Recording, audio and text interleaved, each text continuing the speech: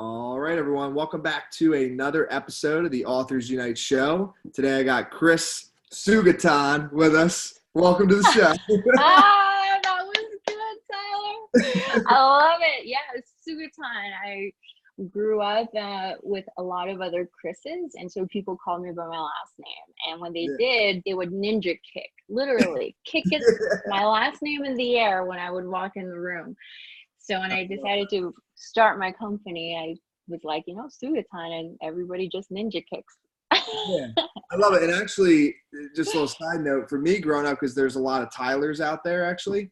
So people just call me by my last name, Wagner, but they shorten it to Wags. They'd be like, "Yo, Wags, what's up?" So, Isn't it endearing? It is. I liked it. Wags, it was like short. It was cool. So either way. Yeah. But yeah, so tell us a little bit more about you, what you do, and then we'll dive in. Yeah, so I was actually a former career waitress, and I was impacted heavily by Tim Ferriss' 4-Hour Work Week when I walked into Barnes and Nobles and saw it in a bestsellers. This was when, 2009, I want to say, was when I discovered it, and I became obsessed, and I studied entrepreneurship, and then I got my opportunity to start my own agency where we have now scaled 6 businesses to 10 million, and we continue to scale another 6. And in the span of less than 1 year, I now have 20 team members, and we have also surpassed that 7-figure mark. So I started from having to sell my mattress and my camera. That's where I started, so that I can have $375, and $375 to last me for 3 months. And I asked 3 of my friends if I can couch it for 1 month so I didn't have to worry about rent. And I had a spreadsheet that allocated beans, rice, chicken strips for 3 months so I can stretch that out. Yeah. Because I did not want to go back into being a server anymore. And that was the start of my journey, no joke, to where I am now. It's phenomenal. Very, very cool.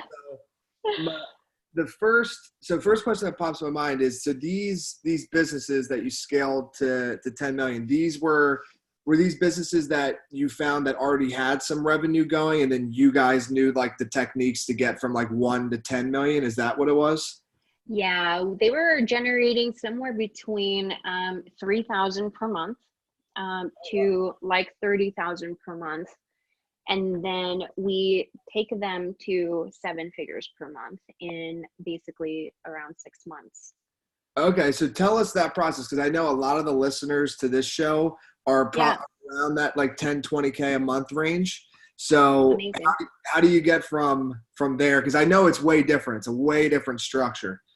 So our main catalyst is Facebook ads. And I know that your listeners are probably either have dabbled in it, tried it, failed at it, or have attempted to get freelancers to get them to scale and build a funnel for them, and they've probably lost money. For us, my entire team is self-taught. Myself is self-taught. I started off as a freelancer experimenting with Facebook ads, and the great thing about your audience and to the aspiring authors is that you guys are all creatives, and Facebook ads, a lot of the advice that is out there right now are outdated. Even the e-courses are outdated because a lot of the e-courses out there don't really emphasize a lot on creatives, which is the video ads. And if you are watching an e-course on Facebook ads and they're not covering video ads, this is a big red flag. You need to get a refund, and you need to get an e-course that does cover the video ads, because that is what is actually going to get you from 10K to 30K in revenue. Even if you just have a very mediocre campaign structure, but your video ads is really on point, you will start to see some results. And that is one of the reasons why we have been so successful, is because when I started the agency, which was last June of 2018, I immediately started it with building a creative team, a videographer and a graphic designer that I brought on board, and a video editor. And you really, and I'm just going to give you guys one tip. Look at all of your top authors that you admire, that you know is generating $1 million per month. And if you go to their Facebook page, on the right hand side, it's going to say info and ads. It's a very small link, okay? And it's so easy to miss, but it's there. And when you click on that, a pop-up is going to come up. And then there's going to be another small link in that pop-up on the right-hand side, bottom right-hand side. So it's going to say ads library. And if you click on that, you can spy on all of the ads that they have running right now. And when you do that, you'll be able to see what are the most repetitive ads that they are doing. And you can literally intercept that idea, because that author has spent hundreds of thousands of dollars on Facebook ads. I will guarantee that. And if you have the ability to just look at what are the ads that they're using repetitively, it's because that's the ad that's working. And you can get ideas from that and customize it to yourself, your message. But you need to follow that template. And so I would have to say that is very actionable that you can do right now. And if you're running Facebook ads and you're not seeing any results, that is probably like, do this now, and you will see your results, your ROAS, your return on ad spend, or your revenue going up as a result of that. So you guys have one thing to leverage, and that is your creative side, because now what is successful is the video ads. That is what's driving success for scale. And obviously over time, then you can hire on a media buyer who will improve on your campaign structure, because campaign structure does matter in getting the most return out of your ad spend. But until then, just focus on improving your creatives, and then you'll see that bad boy scale. Yeah, no, that's a great tip, because most people actually don't know that. I became aware of that, I think it was maybe like a year or two ago.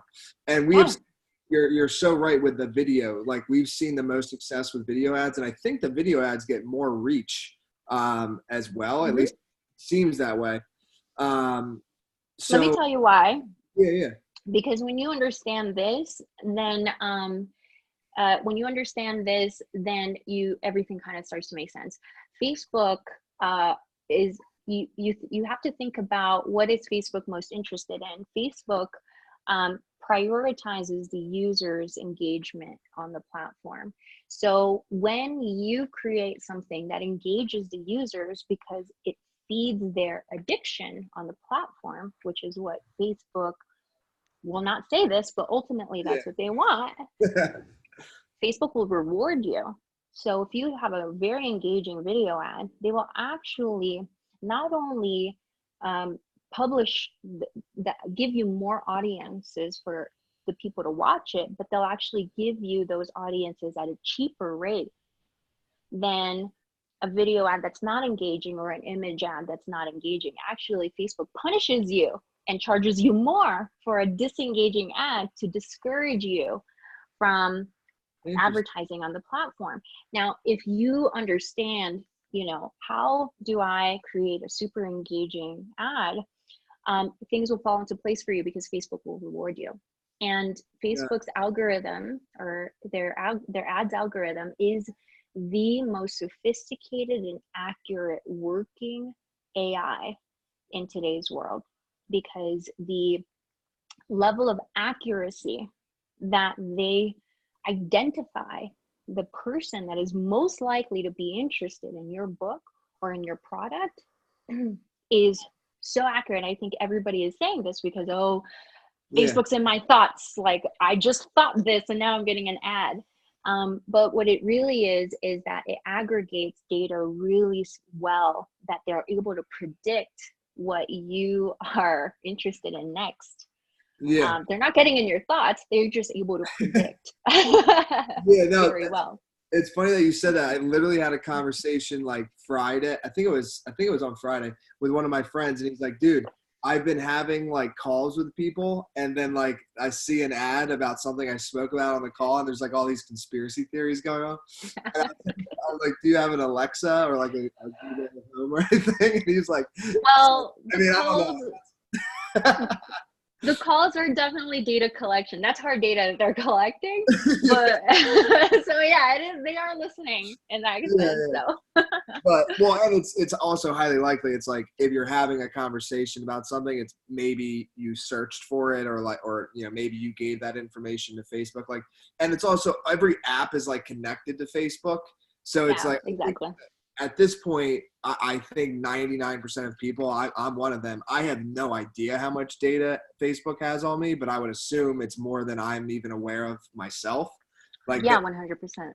yeah, just because I have like 50 apps, every app is connected to them. And I'm like, dude, they could tell me more about me than I know about me. So it's, Yeah, no joke. well, it's just the truth. I mean, I can't keep track. The good thing is that it's anonymous. I mean, Okay. and it's not harmful. People are scared, that, oh, they have all this data on me, but it really is just aggregate to them. There is no value to them, to the data, until they see a pattern. So really the value is in the patterns that they see. That's the value, not your particular, like you, Tyler Wagner, right? That's not the value that they get. The value is in being able to collect the data and seeing the patterns, and then being able to predict out of those patterns. Got it. And so are you guys, and I'm sure you are, but are you guys doing like, retargeting and stuff where like, 100%. Yeah. Cause that's what we found is working pretty well for us is like, we'll run like a value add video, right? So it'll be a video just like about, how to become a successful author, how to write your book, something along those lines. And then we put a pixel into where that leads to into our site. And if anybody watches 25% more of the video or hits the site, then we have a whole retargeting campaign of like successful testimonials. And we see really good engagement with that, because we know we'll see somebody that likes 5 of our successful testimonial retargeting videos. And then we're like, okay, this person's probably going to fill out the application soon, like they're coming in soon. So I don't know. That's what we've seen. Yeah. Yeah. That's great.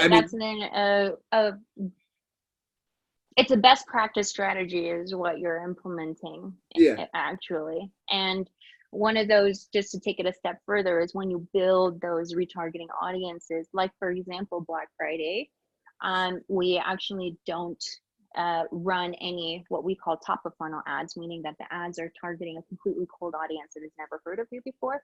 We don't run those during Black Friday week. We run ads for targeting top of funnel the month before, because what we're doing is we're hoarding and building the retargeting audience during Black Friday.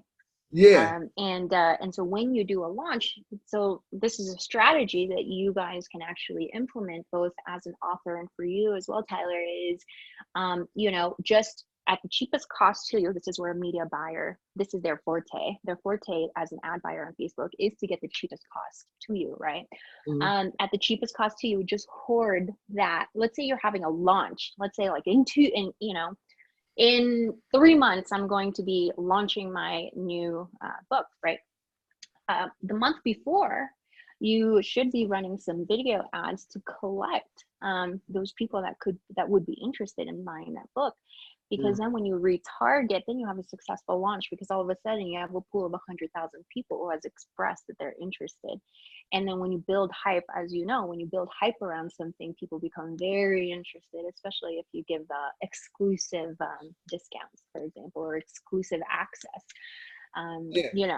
And I'm really glad we're talking about this, because I just think most people do fail with Facebook ads. And the reason they fail is because they're focused on just like, one picture campaign that's optimized for clicks, I think is like the average, or they just boost a post. Like that's their normal first thing, because it's the easiest thing to do. Exactly.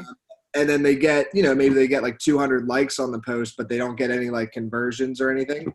and they're like, well, that was a waste of $100 or whatever. Well, it's like, And it is yeah. so cheaper than that, man. Like it's not. Oh, yeah. And really, for me, just to not discourage anybody just starting this, I self-taught myself for over a period of over a period of 2 months. But I just watched one e-course, and immediately, I'm the kind of person that when I read a book, I don't finish because I don't pass until I've done that thing on that page. So Yeah. I implement as I learn. And I think I would say the 4th week of this one particular e-course that I learned on Facebook ads, I quickly implemented, and I was able to see success relatively fast after just with the media buying side, right? Just understanding, like what you said. And then when I started implementing video ads, that's when I saw a lot of the success. When I was like a mediocre, I'm talking about super beginner Facebook ads person, I was able to turn 10K into 30K, which is where a lot of you guys are at. So I'm just saying that it is so doable to do yourself. Don't overwhelm yourself into thinking like, oh gosh, like I need to hire somebody because this seems overwhelming.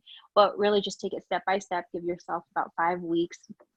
Dedicate watching one really good e-course that includes creatives as part of the e-course, and then you'll see better success than you have. And do not pass up on this opportunity for Facebook ads. Do not give up, because it is an amazing and who knows how long Facebook is gonna last this way. Who knows? The government can be like, Facebook, we're shutting you down, and then we're like, now we've got to figure out Google, which is really terrible. No, absolutely. And so, before we wrap up, because this was a lot of value on Facebook ads, I want to know a little bit more about you. And I think one of the like coolest parts of this interview is that you self-taught, right? I mean, you like got courses and stuff, but ultimately you self-taught. You had $375, if I remember the number exactly. Because I think that's like the biggest thing that holds people back too. Is it's like they're like, well, I don't have any money, and it's like, well, you're a prime example of like, self-taught, like that, like no excuses. So yes. But when you're not doing this, when you're not scaling businesses, what do you? I know you're in Mexico City right now, so I probably like to travel and stuff. Like, what's more about you? What do you like to do? Oh, I'm obsessed with what I do. It's not even work. Yeah, I feel that. Honestly, but you know what I really do a lot on my downtime is I invest in my spirituality a lot. My spiritual, I think that one of the most defining turning points in my life, again, I was a career waitress for a long time, for about 7 years, and I was trying to get out year 2, year 3, and I was like, crap, man, for 4 years, nothing is working. Yeah. And I would have to say that the biggest shift when things started working was when I started listening to a gal guy. Now, you have to investigate on why it's a gal guy. Okay. And it's not what you think. It's not what you think. But I started listening to Abraham Hicks. Have you heard of Abraham Hicks? Yeah. Yep. I started listening to Abraham Hicks. And the one piece of advice that I got from listening to Abraham Hicks was to listen to your intuition, and don't plan things 6 months to a year ahead. Just keep following your excitement, even if you don't know what's around that corner. Because if you continue to follow what excites you, not knowing what's on the other side, no matter what, everything is going to work out. And I remember I was a planner, so I planned things down to the T, and nothing worked out. And so I implemented this 2 advices: listen to your intuition and just follow your excitement, not knowing what's around the corner. And this was when I had the $375 to start with. My intuition was screaming, go on Upwork. And I remember thinking, Upwork is like crappy businesses. Don't do that. That's temporary. But actually, and I remember resisting it. my intellectually, my brain was like, that makes no sense. You're not going to find a lot of opportunity there because there's just a lot of small businesses there and it's bad, whatever. Yeah. And then, but then I listened to Abraham Hicks, who was like, go with your intuition. So I created a profile, and it was actually what brought me to where I am now. I'm not even joking, because through Upwork, I became a top rated freelancer. Through becoming a top rated freelancer, I got a whole bunch of businesses coming to me. This is what enabled me to start my agency and start hiring my first team members. And it's where we are now. And no joke, to this day, as I continue growing these businesses and I am hit with many problems that I have to solve, and there's many paths to the solution, I use the two things. What is my intuition telling me? What of these solutions am I most excited to implement? And I don't know what the other side is of that, but it keeps working out. Yeah, no, this is perfect. Like, and it makes so much sense because it's like there's like no skipping steps, you know? Like I actually interviewed, and she's now a good friend of mine, and she makes 6 figures a year on Fiverr. She's a Fiverr pro now, and she writes blog posts for, and like, you know, she still has other things that she's doing, but without that like first step, nothing would have, you know, came from it. So, I mean, it's, you know, and that's the thing, you will be faced with so many what looks like a fork in the road, and you really just need to go with what is the most exciting path for you at that time, and you keep following that, not knowing where it's going to take you, but if you keep going there, it's gonna work out, you know. Because one thing, there is a concept about, there's us and then there's our higher self.